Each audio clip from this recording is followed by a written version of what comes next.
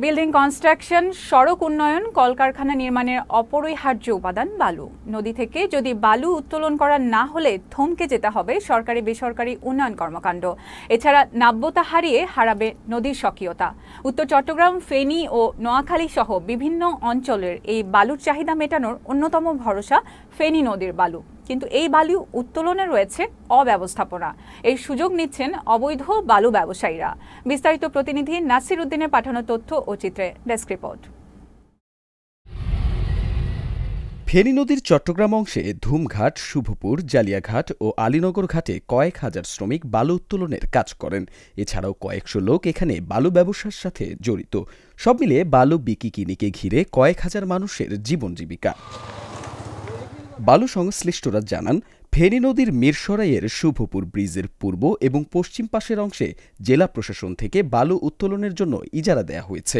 অথচ ফেনী নদীর দক্ষিণে শুভপুর বাস স্ট্যান্ড ঘাট, মোল্লাঘাট সহ বেশ কয়েকটি এলাকায় অবৈধ বালু উত্তোলন করা হচ্ছে। একুল দিয়ে আমার উপকার আর বালু বিল্ডিং করার আর একুল দিয়ে মনে করেন ক্ষতি হয় এরকমারই। এ মনে করেন নদী ভাঙি মানুষের বাইকর বড় হয়ে যার গই ভাঙি যার গই। বালি উত্তোলন করা আমাদের অত্যন্ত প্রয়োজন। এই কারণে যে আমাদের এই যে বন্যায় অবলিত যে বাড়িঘর ভেঙে গেছে, রাস্তাঘাট ভেঙে গেছে, এগুলো উন্নয়নের ক্ষেত্রে অবশ্যই বালুর প্রয়োজন। যেহেতু বন্যা দুর্গত এলাকা, মানুষ বন্যার সময় মানুষের ঘর বাড়ি সবগুলো চলে গেছে। বালু ছাড়া মানুষের কোনো কিছু করতে, সরকারের উন্নয়ন তদারকি কাছে কিছু করতে পারে না। বালু উত্তোলন করা আমাদের অতি সত্য জরুরি। এদিকে 15 টাকা খরচে অবৈধভাবে উত্তোলন করা বালু বিকি কিনে হচ্ছে 30 থেকে 40 টাকায়। এতে সহজেই কোটিপতি বনে যাচ্ছেন অনেকে। অথচ ক্ষতিগ্রস্ত হচ্ছেন বৈধ ইজারাদাররা। প্রশাসন একাধিকবার অভিযান করলেও নিয়ন্ত্রণ করা যাচ্ছে না বালু খেকোদের। মিরসরাই উপজেলায় দুটি বালুমহল, শুভপুর বালুমহল, একটি মোল্লারঘাট বালুমহল। এলাকাতে মানুষের যে চাহিদা, এই চাহিদা পূরণ করে আমরা ঢাকা চট্টগ্রাম মহাসড়ক এবং এখন সীমান্তবর্তী রামগড় সড়ক বিভিন্ন ধরনের উন্নয়ন কর্মকাণ্ডে এই ফেনী নদীর বালু ব্যবহার হচ্ছে। আমরা শান্তিপূর্ণ সহাবস্থানের মাধ্যমে বালুমহল পরিচালনা করেছি, বালুমহলের ব্যবসা পরিচালিত হয়েছে। মানুষের যেরকম উপকার হয়েছে, ব্যবসায়ীরাও লাভবান হয়েছে। তা আমরা আশা করতেছি যে আগামী ইজারাশনে আমরা ইজারার জন্য আগ্রহী এবং সরকার ইজারা দিলে আমরা ইজারা নেওয়ার চেষ্টা করব এবং ইজারা পেলে আমরা সরকারের যে নিয়ম নীতি, বালুমহলের আইন আছে, এগুলাকে মাথায় রেখে জনগণের উপকারার্থে কাজ করে যাব।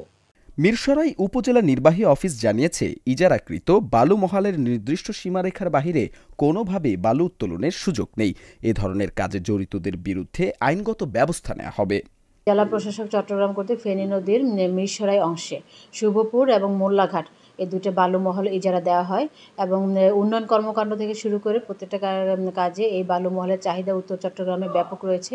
আমরা ডিমার্কেশন এরিয়ার বাহিরে অবৈধভাবে যেন কেউ বালু উত্তোলন করতে না পারে সেজন্য উপজেলা প্রশাসন সবসময় কঠিনভাবে মনিটরিং করে এবং এই বিষয়ে আমরা অভিযান অব্যাহত রাখি এবং জনস্বার্থে এই বালু মহলে আমাদের এই যে নিয়মিত ইজারা কার্যক্রম অব্যাহত থাকবে।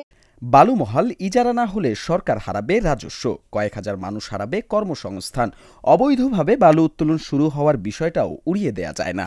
ফলে প্রতিনিয়ত সংঘাত ঘটার আশু সম্ভাবনাও রয়েছে বলে মনে করছেন বিশ্লেষকেরা। বালু খেকুদের বিরুদ্ধে প্রশাসনিক অভিযান জোরদার করার দাবি সর্বমহলের। দীপু নূর, চ্যানেল এস নিউজ ডেস্ক।